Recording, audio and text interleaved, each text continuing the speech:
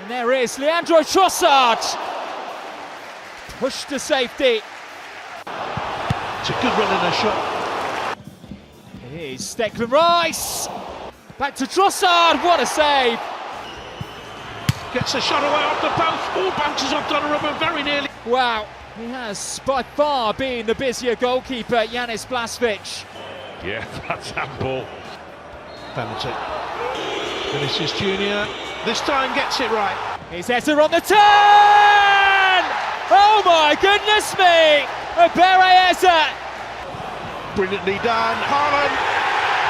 1-1. Here's Vinicius, that one is it. That's a splendid goal to round off the tie. Lovely ball played forward. Penalty area picked up here by Declan Rice. Oh, he's placed it to perfection. በኤምሬትስ አርሰናል ሌላ የኩራት ምሽት አሳለፈ። በቤይ አሬና የመጀመሪያ ጨዋታ የተቸገሩ መስለው የነበሩት መድፈኞቹ በቀላሉ ሊቨርኩሰንን ረተው ሩብ ፍጻሜው ላይ መገኘታቸውን አረጋግጡ። የአራት ዋንጫው ህልም ቀጥሏል።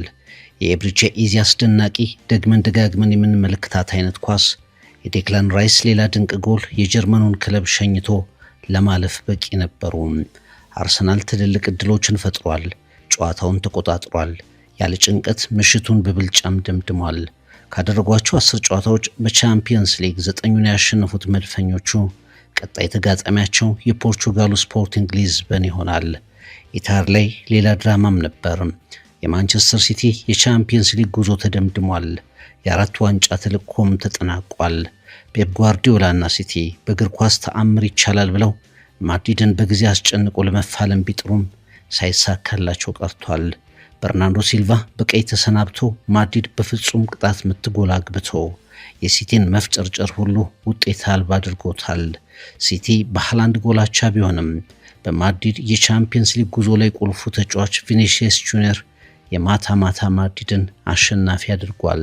5-1 በደርሶ መልስ ማድሪዶች አሁንም የቻምፒየንስ ሊጉ ባለሟል ሆነው ወጡ። በለንደን ምዕራባዊ ክፍል ቼልሲ በፓሪስ ሰን ዠርመን ሲቀጣ አምሽቶ ወጣ። ከመጀመሪያ ጀምሮ ለማጥቃት ጎል አስቆጥሮ ውጤት ለመቀልበስ እንጫወታለን ብለው ሊያም ሮዚኒየር የተናገሩት 8-2 ረምርሟቸው ስላለፈው ተጋጣሚያቸው ፒኤስጂ ይመስል ነበር። የአምና ሻምፒዮኖቹ በጊዜ ያለ ርህራሄ ደጋግመው ቼልሲን አንበርክከውም ወጡ። 3-0 በድምር ውጤት 8-2። የዘንድሮ የአውሮፓ ቻምፒየንስ ሊግ አስገራሚ ታሪክ የቦዶ ግሊምት ገድል ባልታሰበ ሁኔታ ፖርቹጋል ሊዝበን ላይም ተደምድሟል። ቦዶ ግሊምቶች 3-0 ያሸነፉትን የመጀመሪያ ዙር ጨዋታ ውጤት ተጠቅመው ጉዟቸውን ይቀጥላሉ ተብሎ ቢጠበቅም በስታዲዮ ጆዜ አልቫልዴ በታጋይ የስፖርቲንግ ሊዝበን ኮከቦች ድብደባ የዋጡትን ተፍተው ጉዟቸው ተደምድሟል። የተከበራችሁ የፍቅር ይልቃል የዩቲዩብ ገጽ ተከታታዮች የመድፈኞቹን ገድል የሪያል ማድሪድንና ሲቲን በትዕይንት የተሞላ ጨዋታ ከአምና የጀመረ ዘንድሮ የቀጠለ የፒኤስጂ የእንግሊዝ ክለቦችን በየተራ የኮረኮሙ የማሰናበት ገድል የስፖርቲንግ ያልተለመደ ካምባክ። ሰብስክራይብ፣ ሼር፣ ላይክ አድርጉ። ቤተሰብነታችንን እናጠናክር።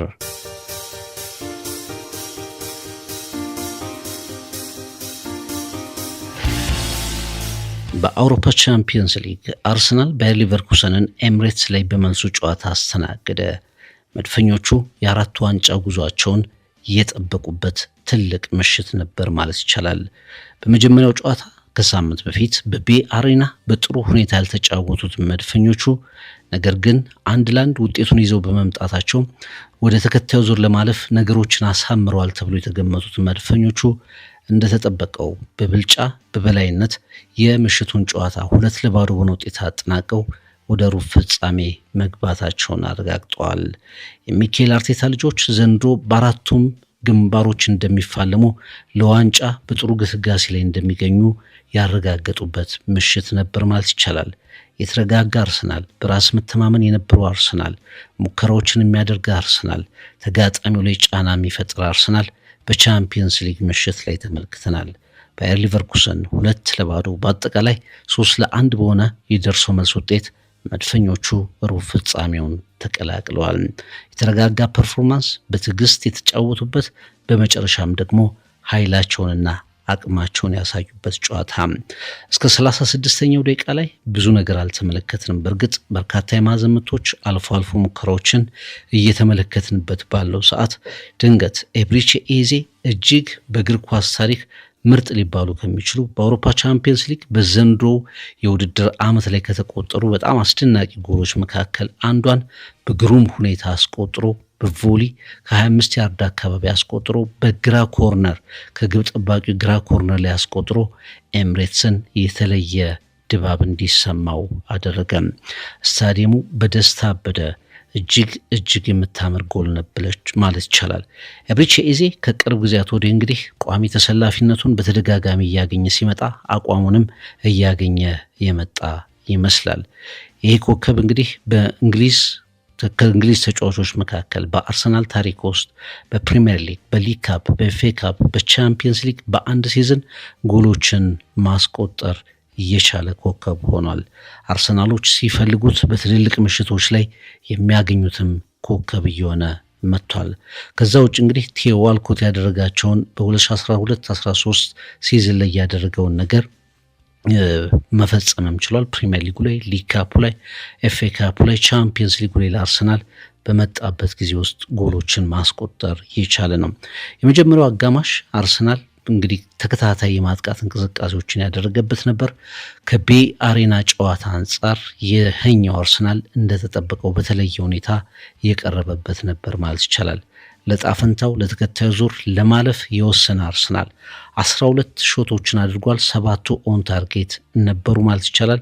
ይህም እንግዲህ በቻምፒየንስ ሊግ አርሰናል ካስመዘግባቸው ትልቅ ምሽቶች፣ ብዙ ሙከራዎችን ካስመዘግብባቸው ትልቅ ምሽቶች መካከል አንዱ ነበር ማለት ይቻላል። የሊቨርኩሰኑ ግብ ጠባቂ ያኒስ ባልስዊች ብዙ ኳሶችን እንዲያድን የተገደደበት፣ ጠንካራ ሴቮችን እንዲያደርግ የተገደደበት አጋጣሚ ነበር። ነገር ግን 36ኛው ደቂቃ ላይ ኤዜ ሌላ ግብ ጠባቂን ቢጨመር ልትድን የማትችል አይነት አስደናቂ ጎል አስቆጥሮ አርሰናል ጨዋታውን በጎልም እንዲያጅብ አደረገ። ሁለተኛው አጋማሽ ላይ ሊቨርኩሰኖች ምላሽ ለመስጠት ሙከራዎችን አደረጉ። ሊቨርኩሰን የጨዋታውን ቁጥጥር የበለጠ ለመያዝ ጥረት አደረጉ።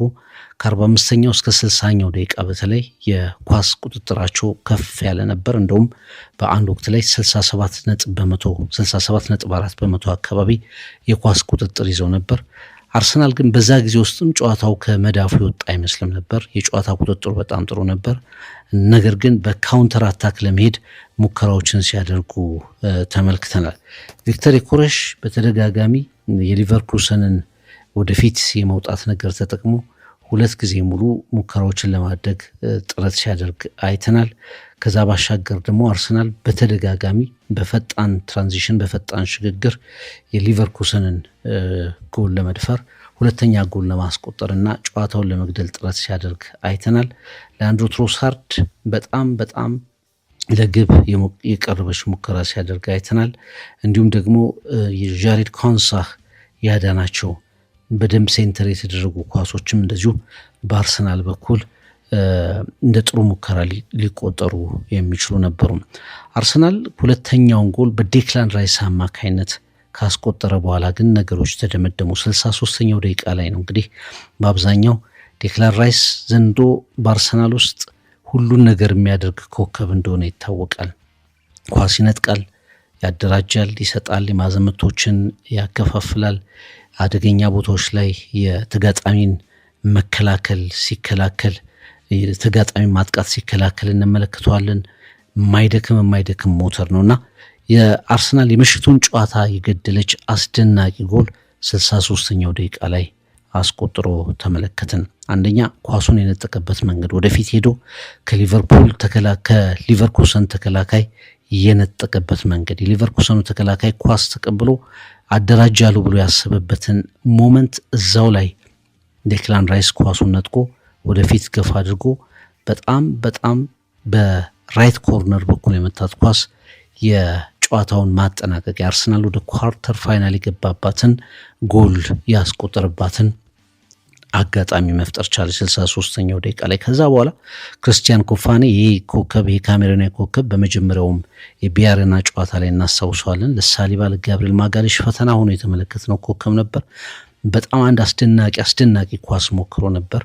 ሊቨርኩሰንን ወደ እንቅስቃሴ ወደ መጨረሻዎቹ ደቂቃዎች ላይ ወደ እንቅስቃሴ መመለስ የምትችል ሙከራ ክሪስቲያን ኮፋኔ ሞክሮ ነበር፣ ግን ዴቪድ ራያ እንደዚሁ ማትረሳ ሴቭ አስደናቂ ኳስ ማዳን ውስጥ ከውኖ አርሰናሎች በክሊንሺት የአውሮፓ ቻምፒየንስ ሊግ የሩብ ፍጻሜን የተቀላቀሉበትን ነገር ተመልክተናል። በመጀመሪያው አጋማሽ ብቻ 12 ሙከራዎች 7 ኦን ታርጌቶች የአርሰናል 3-1 ድል የበለጠ ኳድራፕል ድሪም ማለትም በአራቱ ዋንጫዎች ላይ የሚያደርገውን ጉዞ አሁንም እንዲቀጥል ያደረገ 3-1 ይደርሱ መልስ ድል ይዘው ወጥቷል። መድፈኞቹም በፕሪሚየር ሊግ የ9 ነጥብ ልዩነት አላቸው ከማንቸስተር ሲቲ አንጻር። የፊታችን እሁድ እንደዚሁ በካራባው ካፕ ፍጻሜ ላይ ከማንቸስተር ሲቲ ጋር ይገናኛሉ። ምናልባት የመጀመሪያው ዋንጫቸውንም ሊያነሱ የሚችሉበት እድል አለ። በኳርተር ፋይናል ከስፖርቲንግ ሊዝበን ጋር ይገናኛሉ። ሩብ ፍጻሜ ውስጥ ገብተዋል። በኤፍኤ ካፕ እንደዚሁ 6ኛው ዙር ውስጥ ገብተዋል እና አርሰናል ደጋፊዎች ተስፋቸውን አለምንም የሚወጡበት ቡድናቸው እንደገና ጠንክሮ የታየበት እንደገና ከአንድም በላይ ዋንጫዎችን እንዲያስቡ ሆነው በተስፋ የወጡበት ምሽት ነበር ማለት ይቻላል። የመድፈኞቹ አስደናቂ ምሽት የታየበት አጋጣሚ ነበር ማለት ይቻላል። እንደተጠበቀው አርሰናል 1-1 ከቢያሬና ከሊቨርኩሰን ሜዳ ከመጣ በኋላ ሜዳው ላይ አርሰናልን ማሸነፍ ከባድ እንደሚሆን መገመት ይቻላል። የትኛውንም አይነት እንቅስቃሴ የሚያደርግ ቡድን ሜዳቸው ላይ በጣም በአስገራሚ ሁኔታ ዶሚኔት አድርገው ሲያሸንፉ እናውቃለን። ያንንም ነው ትናንት ያደረጉት። ብዙ ጭንቀት የሌለበት ጨዋታ ነበር። መድፈኞቹ ሩብ ፍጻሜውን ተቀላቅለዋል። ማንቸስተር ሲቲ ከሪያል ማድሪድ ሌላኛው በጉጉት የተጠበቀ ጨዋታ ነው። ፔፕ ጓርዲዮላ ሪሞንታዳ ብሎ እያሰበ ነበር። እንመለሳለን ብሎ ያሰበበት ጨዋታ ነበር፣ ግን እንዳሰበው አልሆነም። እድለኛ ያልሆነበት ምሽት ነበር ማለት ይቻላል። ሪያል ማድሪድ 5-1 በሆነው የደርሶ መልስ ውጤት ወደ ሩብ ፍጻሜው መገስገሱን አረጋግጧል። ሲጀምር በተስፋ ነበር። የማንቸስተር ሲቲ እንቅስቃሴም ጥሩ ነበር ማለት ይቻላል። በእርግጥ የኢቲሃድ ታዳሚም ብዙ ነገር በመጠበቅ ከቡድኑ ጋር ለመሰለፍ እንዲሁም ደግሞ የማይቻለውን ለመቻል ሪያል ማድሪድ ላይ ቢያንስ 3 ካለዛ ደግሞ ከፍ ያሉ ጎሎችን አስቆጥሮ የአውሮፓ ህልማቸውን ለማለምለም የኢቲሃድ ታዳሚዎች በከፍተኛ ተስፋ ነበር ወደ ስታዲየም የመጡት።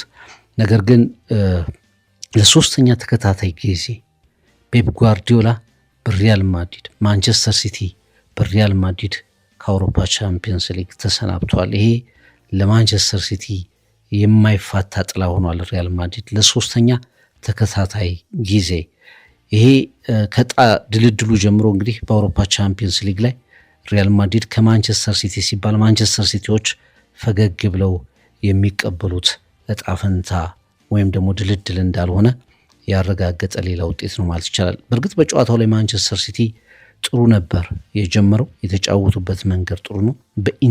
በሃይ ኢንቴንሲቲ ነበር የጀመሩት። ፕረስ ያደርጉ ነበር። የመጀመሪያዎቹ 10-15 ደቂቃዎች የአንድ ቡድን ትራፊክ የማንቸስተር ሲቲ ዶሚኔሽን ይመስል ነበር። የኢቲሃድ ታዳሚም በደስታ ነገሮች የሚቀየሩ ጎሎችም የሚመጣው አይነት ስሜት ይሰማው ነበር። ማመን ጀምሮ ነበር እና ካምባኩ መሆን ይችላል የሚል ስሜቶች በነበሩበት ሰዓት ግን አንድ የጥፋት ተሰራ። በርናንዶ ሲልቫ የቡድኑ ካፒቴን ሊደር ነው። ዘንድሮ በማንቸስተር ሲቲ ውስጥ ከፍተኛ አስተዋጽኦ እያደረገ የሚገኝ ኮከብ ነው። በጎል ላይን ቴክኖሎጂ በመስመሩ ላይ ማለት ነው ይቅርታ፣ በግቡ መስመር ላይ በእጁ የመለሳት ኳስ በቀጥታ በቀይ ካርድ ክሌመንት ቱርፒን ቫርን ከተመለከቱ በኋላ በርናንዶ ሲልቫን በቀይ ካርድ አሰናብቶት ፔናልቲ ሰጡ። ያቺ አጋጣሚ የማንቸስተር ሲቲን የመመለስ ሞመንተም የካምባክ ህልሙን ኮላፕስ እንዲያደርግ ማይሳካ እንዲሆን አደረገችው። ቀይ ካርድ ፔናልቲ። ሪያል ማድሪድ በቪኒሲየስ ጁኒየር አማካይነት ፔናልቲውን አስቆጠረ። በመጀመሪያው ጨዋታ ማድሪድ 3-0 ባሸነፈበት የሳንቲያጎ ቤርናቦ ጨዋታ በጣም ደካማ ፔናልቲ መጥቶ የነበረው ቪኒሲየስ ጁኒየር በዚህ ሰዓት ዶናሩማ ላይ አስገራሚ ፔናልቲ አስቆጠረ።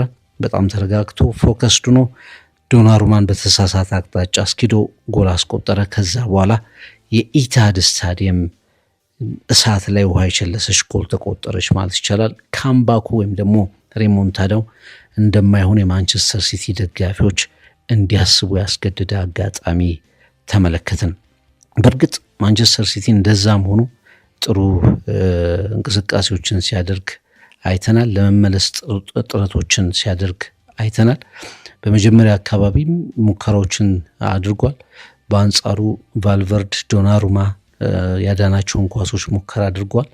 ማንቸስተር ሲቲዎች እንደዚሁ በቲቦ ኮርቶ አማካይነት የዳኑ አስደናቂ ሙከራዎችን አድርጓል። ለምሳሌ ሪያን ቼርኪ ለግብ የቀረበች ሙከራ ሲያደርግ፣ ሮድሪ፣ ኤርቪን ብሮት ሃላንድ እነዚህ ሁሉ ሙከራዎችን አድርገው ነበር። ቲቦ ኮርቷ በሁለተኛው አጋማሽ ተቀይሮ እስከወጣበት ሰዓት ድረስ የማይቀመስ ነበር ማለት ይቻላል። ግን ረፍት ከመውጣታቸው በፊት እንደዚሁ ኤርሊንግ ብሮት ሃላንድ ከረጅም ጊዜ በኋላ ወደ ጎል የተመለሰበትን ያቻነት ጎል አስቆጥሮ ረፍት 1-1 ተለያዩ። ሁለተኛው አጋማሽ ላይ ማንቸስተር ሲቲ ምንም እንኳ 10 ቢሆኑም በጀግንነት ተፋልመዋል ማለት ይቻላል። ነገር ግን ጎሎችን ማግኘት አሁንም ከባድ ሆኖባቸዋል። ስፔስ እና ደግሞ ኃይል እና የኢንዲቪጁዋል ተጫዋቾችን አቅም በመጠቀም ደጋፊያቸውን በመጠቀም ማንቸስተር ሲቲዎች ጎል አስቆጥረው ወደ ጨዋታ ሪትም ለመግባት ጥረት አደረጉ። ግን ያን ያህል በማድሪድ በኩል ችግሮች አልነበሩም። ቪኒሺየስ ጁኒየር በጨዋታ ማታ ላይ ሁለተኛ ጎል አስቆጥሮ 2-1 የምሽቱን ጨዋታ በአጠቃላይ 5-1 በአግሪጌት በደርሶ መልስ ሪያል ማድሪድ አሸንፎ ወደ ሩብ ፍጻሜው ገባ ማለት ነው። እንግዲህ ማንቸስተር ሲቲ ባለፉት ጊዜያት ብቻ በሁለቱ ሌጎች ላይ በሁለቱ ባለፈው ሳምንት አሁንም በዚህኛው ሳምንት በሁለቱም ጨዋታዎች ላይ ዶሚኔት ተደርጓል። በታክቲክ ተበልጧል። ምንም እንኳ በዚህኛው ጨዋታ በርናንዶ ሲልቫ ወጥቶ በ10 ተጫዋች ቢጫወቱም ሪያል ማድሪድ የሚገባው ቡድን ወደ ሩብ ፍጻሜው መግባቱን አረጋግጧል። ባለፉት 3 ሲዝኖች ሪያል ማድሪድን ማለፍ ምንም እንኳ ሪያል ማድሪድ ደካማ ቢሆን የፔፕ ጓርዲዮላ ቡድን ሪያል ማድሪድን ማለፍ ከብዶት ተመልክተናል። ስለዚህ ሲቲ ከአውሮፓ ቻምፒየንስ ሊግ ከአራት ዋንጫ ህልሞቹ ጋር ተለያይቷል ማለት ይቻላል። ፔፕ ጓርዲዮላም እንግዲህ ብዙ ደስተኛ ያልሆነበት ምሽት ነበር፣ ማስጠንቀቂያ ተመልክቷል። ማንቸስተር ሲቲ ባለፈው በሪያል ማድሪድ 3-0 ሲሸነፍ ነው የቻምፒየንስ ሊግ ትልቁን እድሉን ያጣው ማለት ይቻላል። ይሄኛው ጨዋታ ከመድረሱ በፊት የቻምፒየንስ ሊግ ትልቁን እድሉን ወይም ደግሞ ማድሪድ አንድ እግሩን ወደ ሩብ ፍጻሜ ያስገባው በሳንቲያጎ ቤርናባው ላይ በነበረው ጨዋታ ነውና በዛ ጨዋታ ላይ የፔፕ ጓርዲዮላ አስተሳሰብ የጨዋታ መሪነት ፈተና ውስጥ ወድቆ የተመለከትንበት ነበር። በእግር ኳስ በጣም ሰክሰስፉል ከሆኑ አለቃዎች መካከል የአሰልጣኞች መካከል አንዱ ነው። በስፔን፣ በጀርመን፣ አሁን በእንግሊዝ እጅግ የተለዩ የእግር ኳስ ሀሳቢዎችን ያመጣ የታክቲክ ሀሳቢዎችን ያመጣ ኮከብ ነው። 3 የአውሮፓ ቻምፒየንስ ሊግ ድሎችን 12 የሊግ ክብሮችን ጨምሮ ቁጥርን የማንጨርሳቸው ዋንጫዎችን ያመጣ አሰልጣኝ ነው። አሁን ፔፕ ጓርዲዮላ ጥርጣሬዎች እየመጡ ነው። ሀሳቦቹስ የት ሄዱ የሚል ነገሮች እየተነሱ ነው። በፊት ብዙ ነገሮችን የሚቀይር አሰልጣኝ ከመሆኑ ጋር በተያያዘ ብዙ ኦቨርቲንክ ያደርጋል፣ ብዙ ያስባል በሚል የሚጠቀሰው ፔፕ ጓርዲዮላ አሁን ግን ትንሽ ነገሮች እየጠፉት መፍትሄዎች እየራቁት እየደከመው የመጣ ይመስላል። እንግዲህ ሲቲ ከሊዮን ታስታውሳላችሁ 2020 ላይ በጣም ዲፌንሲቭ ኤክስፐሪመንት አድርጎ የወደቀበት፣ ባየር ሚኒክን ይዞ ከማድሪድ ጋር 2014 ላይ በጣም አስቂኝ የማጥቃት እንቅስቃሴ በጣም ክፍት የሆነ የማጥቃት እንቅስቃሴ ይዞ የወደቀበት፣ በቼልሲ እንደዚሁ በቶማስ ቱሄል 1-0 ተሸንፎ የወጣበት፣ ሆልዲንግ ሚድፊልደር ሳያስገባ የተመለከትንበት እና ደግሞ ከቶትናምም ጋር እንደዚሁ በአጋጣሚ በጣፈንታ የተሸነፈበት እነዚህ ነገሮች አሁን እያሳደዱት እየመጡ ይመስላሉ። ፔፕ ጓርዲዮላ በተከታታይ ሲዝኖች ላይ በቻምፒየንስ ሊጉ ላይ መጉላት አልቻለም። ለምን የሚለውን ነገር ማየት የሚያስፈልግ ይመስላል። በቤርናባው ከሪያል ማድሪድ ጋር በባክፎር ነበር በባክፎር ነው የገባው። ግን ያንን ባላንስድ የሆነውን የሚድፊልድ ትሪዮን ትቶ ነበር የገባውና ፌዴሪኮ ቫልቨርድ እና ቪኒሲየስ ጁኒየር ላገኟቸው ስፔሶች የፔፕ ጓርዲዮላ ውሳኔዎች ችግር ነበረባቸው የሚል ሀሳቦች ሲሰነዘሩ እንደነበር ይታወቃል። 7 ሾቶችን አድርጓል ሪያል ማድሪድ፣ ፔናልቲ ስቷል እና ትንሽ የግትርነት ሀሳቦች እነዚያ የቻምፒየንስ ሊግ የግትርነት ሀሳቦች እየመጡ ነው የሚሉ ሀሳቦች እየተሰነዘሩበት ይገኛሉና ፔፕ ጓርዲዮላ ከእንግዲህ ጂነሱ አሰልጣኝ ከእንግዲህ መፍትሄ ያለው አሰልጣኝ የመሆኑ ነገር እየተጠናቀቀ ነው ወይ እንድንል የሚያስገድዱ ምሽቶችን እያሳለፈ ይገኛል። 2023 የአውሮፓ ቻምፒየንስ ሊግን ከማንቸስተር ሲቲ ጋር አንስቷል። ባርሰሎና ጋር ያለው 2 ዋንጫዎችን አንስቷል። ያሁኑ የፔፕ ቡድን ግን ራሱ አስተሳሰቡም ጭምር የስልጠና አስተሳሰቡም ጭምር ትንሽ ግርታ ውስጥ የገባ ነው ተብሎ እየተገለጸ ይገኛል። ከዌስትሃም ከኖቲንግሃም ፎረስት በተከታታይ ነጥብ ጥሏል በፕሪሚየር ሊጉ። እንደገና በቻምፒየንስ ሊጉ በማድሪድ በተከታታይ 2 ጨዋታዎች ተሸንፎ ተሰናብቷል እና የሚያከናውናቸው ነገሮች በሙሉ ጥያቄ ውስጥ እየገቡ ይገኛሉ። ስለዚህ ማንቸስተር ሲቲ ድል ሳይቀነው ወይም ደግሞ ሪሞንታዳውን ሳያሳካ ከአውሮፓ ቻምፒየንስ ሊግ ስቴጅ በሩብ ፍጻሜ የመግባት እድሉን አቶ ጥሎ ማለፉ ላይ ተሰናብቷል ማለት ነው። በሌላኛው ቻምፒየንስ ሊግ ግጥሚያ ቼልሲ ከፓሪስ ሰን ጀርሜን የተገናኙበት ስታንፎርድ ብሪጅ ለንደን ላይ የተገናኙበት ጨዋታ እናገኛለን። ሊያም ሮዚኒየር ቡድናቸው በመጀመሪያ በፓርክ ደ ፕሪንስ 5-2 መሸነፉን ተከትሎ ከዚህ ጨዋታ አስቀድሞ ሀሳብ ሰጥተው ነበር። ከመጀመሪያው ደቂቃ ጀምሮ ጎል ለማስቆጠር እንጫወታለን፣ ውጤቱንም ለመቀልበስ እንፋልማለን ብለው ነበር። በአንጻሩ በተቃራኒው ፓሪስ ሰን ጀርሜን ስታንፎርድ ብሪጅ ላይ ቼልሲን በሚያሳፍር ውጤት አሸንፎት በደርሶ መልስም 8-2 በሆነ እጅግ የሚያሸማቀቅ ውጤት አሸንፎት ወጥቷል ማለት ይቻላል። ቼልሲ በሁሉ ነገሩ የተጋለጠበት መከላከሉ፣ ማጥቃቱ፣ አጠቃላይ ቼልሲ እንደ ቡድን ወደ አውሮፓ ኤሊት ክለቦች ለመድረስ ብዙ እንደሚቀረው የተረጋገጠበት ሌላ ምሽት ነበር ማለት ይቻላል። ገና በ6ኛው ደቂቃ ላይ በመከላከል በኩል ማማዱ ሳር የሰራውን አስገራሚ እና የማይጠበቅ ስህተት ክቫቺያ ክቫራትስኬሊያ አግኝቶ በተለየ ሁኔታ ጎል አደረገ። የቼልሲ ሪሞንታዳ የቼልሲ መመለስ በመጀመሪያው ደቂቃ በ6ኛው ደቂቃ ውስጥ አጣብቂኝ ውስጥ ወደቀ። ስታንፎርድ ብሪጅ ድባቡም ተቀየረ ማለት ይቻላል። 14ኛው ደቂቃ ላይ ለፓሪስ ሰን ጀርሜን ሁለተኛ ሾት ግን ሾት ብቻ ሳይሆን ጎልም ተቆጠረ 14ኛው ደቂቃ ላይ። አሁን ደግሞ የስህተቱ ተራ የሞይሴስ ካይሴዶ ነበር። የብራድሊ ባርኮላ ነው በጣም አስገራሚ ሁኔታ ጎሉን ያስቆጠረው። ነገር ግን የሞይሴስ ካይሴዶ የስህተትም ጭምር የታከለችበት አጋጣሚ ነበረች። በጣም ድንቅ ከሚባሉ በዚህ የአውሮፓ ቻምፒየንስ ሊግ ሲዝን ከተቆጠሩ ምርጥ ጎሎች መካከል አንዷ ነች። ልክ የብሪቼ ዜሌ እንዳነሳ ነው አይነት ጎል ነበረች ማለት ይቻላል። ፓሪስ ሰን ጀርሜን ገና በሁለት ሙከራዎች 2 ጎሎችን አስቆጠረ። 2-0 እየመራ እረፍትም መውጣት ቻለ ማለት ነው። በእርግጥ ቼልሲ ከዛ በኋላ ተከታታይ ማጥቃቶችን አድርጎ ነበር፣ ፋይት አድርጎ ነበር፣ የሚችሉትን አድርገው ነበር። ኮል ፓልመር፣ ኤንዞ ፈርናንዴስ፣ ፔድሮ ኔቶ፣ ትሬቫህ ቻላባ አይነት ተጫዋቾች ሙከራዎችን አድርገዋል። ከዛ ውጭ ጃኦ ፔድሮ፣ ጆረል ሃቶም እንደዚሁ እንቅስቃሴዎችን አድርገዋል። ነገር ግን የፒኤስጂ ካውንተር ደግሞ ለቼልሲ የሚቻል ነበር ማለት አይቻልም። በእያንዳንዱ ደቂቃ የቼልሲ ወደፊት እንቅስቃሴ በጨመረ ቁጥር ፒኤስጂ ደግሞ በካውንተር አታክ በፈጣን ተጫዋቾቹ ለቼልሲ ስቃይ ሆኖ አምሽቶ የተመለከትነው ቡድን ነበር። ክቫራ፣ ባርኮላ በጣም ፈጣን ነበሩ፣ ሻርፕ ነበሩ። ወደፊት የቼልሲን የግብ ክልል ጥሰው ለማለፍ ቁርጠኝነቱ የነበራቸው ኮከቦች ሆነው ታይተዋል። ከዛ በኋላ እንግዲህ የመጀመሪያው ሀፍ ሲጠናቀቅ በስታንፎርድ ብሪጅ ሊያም ሮዚኒየር እና ቼልሲ ላይ ተቃውሞ ተሰምቷል። የቼልሲ ደጋፊዎች ፍራስትሬት አድርገው አይተናል። የቀድሞ የክለቡ ባለሀብት ሮማን አብራሞቪች ስም እየተጠራ ጭምር በስታንፎርድ ብሪጅ ሲወደሱ ተመልክተናል። ቁጣ ስታዲየሙን ተክቶት ተመለከትን። ይህኛው ቼልሲ ፈጽሞ ማንነት የሌለው ዳይሬክሽን የሌለው ምን እንደሚሰራ ግራ የተጋባ ቼልሲ ሆኗል። ከዛ በኋላ እንግዲህ ዋና አሰልጣኙ ሊያም ሮዚኒየር በሁለተኛው አጋማሽ ላይ ማማዱ ሳርን በጆሽ አቼምፖንግ ቀይረው አስገቡ።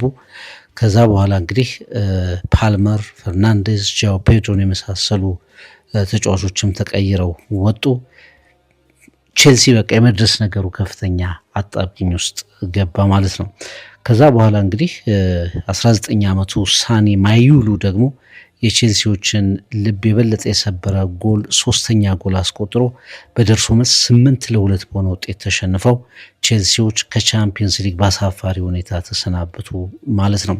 ይህ አውሮፓ ሻምፒዮኑ ፓሪስ ሰን ዠርመን እንደገና ስቴትመንት ዊን የምንለው ወደ ዘንድሮም ጠንካራ ግስጋሴ ማድረግ የሚችል ክለብ እንደሆነ ያረጋገጠበትን ሌላ ጠንካራ ፐርፎርማንስ በደርሶ መልስ አሳይቷል።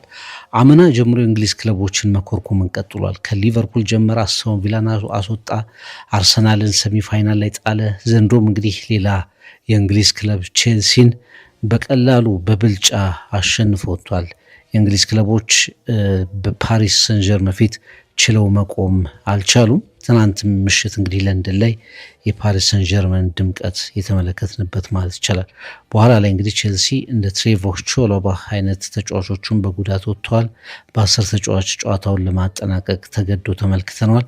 በቼልሲ ታሪክ ውስጥ 8 ጎሎችን አስገድዶ ከአውሮፓ ውድድር የወጣ ሶስተኛው ቡድን ሆኗል። ከእንግሊዝ ቡድኖች 8 ጎሎችን በደርሶ መልስ አስተናግዶ የወጣ ሶስተኛው ቡድን ሆኗል ማለት ነው። ፓሪስ ሰን ዠርመን እንደገና አሁንም አሸንፎ ወደ ሩብ ፍጻሜ መግባቱን አረጋግጧል። ሊቨርፑልን የማግኘት እድል አለው።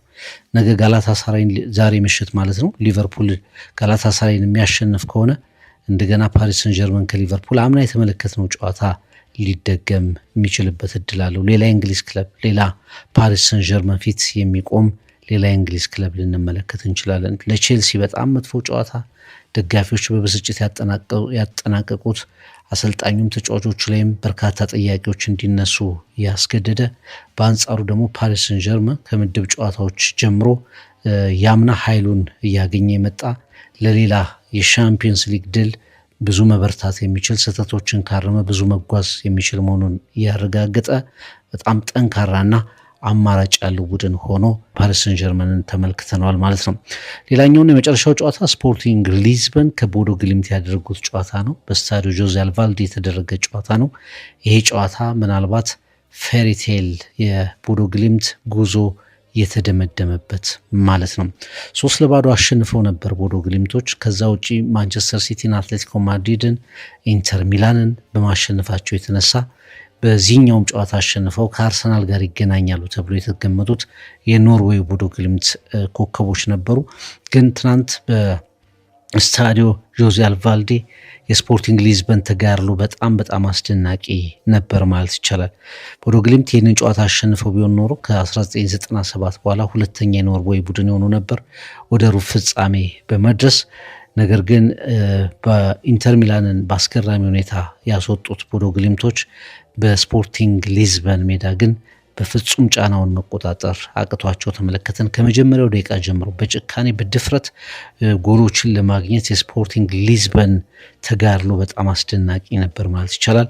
3-0 ለመቀልበስ በጣም የሚከብድ ውጤት እንደሆነ ይታወቃል። የማይቻልም ይመስል ነበር። ነገር ግን 14 ተከታታይ ጨዋታዎችን በሜዳቸው አሸንፈዋል። ጆዜ አልቫልዴ የስፖርቲንግ ሊዝበን የማይሰበር ምሽግ ነው ማለት ይቻላል እና በመጀመሪያው አጋማሽ ፈጽሞ የማይቆም ጫና፣ ተከታታይ ጫና ቦዶ ግሊምት ላይ ማሳረፋቸውን ቀጠሉ። ከዛ ውጪ ለእያንዳንዱ ሰከንድ ለስፖርቲንግ ሊዝበን እጅግ አስፈላጊ መሆኗን የተረዱ ተጋድሎዎችን አደረጉ። 34ኛው ደቂቃ ላይ በጎንካሎ ኢናሲዮ አማካይነት ጎል አስቆጠሩ። በሄዲንግ ጎል አስቆጠሩ። ያች ጎል ሁለተኛው አጋማሽ ላይ ጫናቸውን አበርክተው ቀጠሉ። ከዛ በኋላ ሉዊስ ሱዋሬዝ ለፔድሮ ጎንካልቭስ ያሻገራት ኳስ በአስደናቂ ሁኔታ ሁለተኛ ጎል ሆነች። ከዛም ቀጥሎ እንግዲህ በፔናልቲ አማካይነት በቫር በተወሰነላቸው ፔናልቲ አማካይነት በሉዊስ ሱዋሬዝ ሶስተኛውን ጎል አስቆጠሩ። ጨዋታው በመደበኛ ደቂቃ 3-3 ሆነ። ኤክስትራ ታይም ከተጨመረ በኋላ ተጨማሪ ደቂቃዎች ከተጨመሩ በኋላ የቀጠለው የስፖርቲንግ ሊዝበን ጫና ነበር ማለት ይቻላል። በከፍተኛ ሁኔታ ነገሮችን ለመቆጣጠር ለመደምደም ጥረት አደረጉ። ራፋኤል ኔል እንደዚሁ አስደናቂ ጎል አስቆጥሮ ስፖርቲንግ 4-0 አሸናፊነት ወደ ሩብ ፍጻሜ የመግባት ነገር ተረጋገጠ ማለት ነው። ብዙ ጊዜ 3 ጎሎችን ለመቀልበስ በጣም ከባድ እንደሆነ ይታወቃል። በጣም ታዋቂ የሚባሉ ካምባኮች ዲፖርቲቮ ላ ኮሩኛ፣ ባርሰሎና፣ ኤስ ሮማ፣ ሊቨርፑል ያደረጓቸው የሚታወሱ ናቸው። ከነዛ ተርታ መሰለፍ የሚችል ካምባክ ነው። ሊቨርፑል ባርሰሎናን፣ ሮማ ባርሰሎናን፣ ባርሰሎና ፒኤስጂን፣ ዲፖርቲቮ ላካሩኛ እንደዚሁ ያሸነፉባቸውን ጨዋታዎች የአውሮፓ ቻምፒየንስ ሊግ ዛሬም ይቀጥላል። ባርሰሎና ከኒውካስል በካምፕ ነው። ባየር ሚዩኒክ ከአታላንታ እንደዚሁ በባየርን ስታዲየም 6-1 የተጠናቀቀ ጨዋታ ነበር። ሊቨርፑል ከጋላታሳራይ አንፊልድ ሮድ ላይ፣ ቶተንሃም ሆትስፐር ከአትሌቲኮ ማድሪድ ስፐርስ ስታዲየም ላይ ጨዋታቸውን ያከናውናሉ። በሁለቱ ቀናት የሚመዘገቡ ውጤቶችንና ሌሎች አስተያየቶቻችንን ይዘን በሪቪው ፕሮግራማችን ሐሙስ እንገናኛለን። የተከበራችሁ የፍቅር ቃል ዩቲዩብ ገጽ ተከታታዮች የመድፈኞችን ገድል የሪያል ማድሪድንና ሲቲን በትዕይንት የተሞላ ጨዋታ ከአምና የጀመረ ዘንድሮ የቀጠለ የፒኤስጂ እንግሊዝ ክለቦችን በየተራ እየኮረኮሙ የማሰናበት ገድል የስፖርቲንግን ያልተለመደ ካምባክ ሁሉንም በተወሰነ ደረጃ ለመመልከት ሞክረናል። አብራችሁን ስለቆያችሁ ከልብ እናመሰግናለን።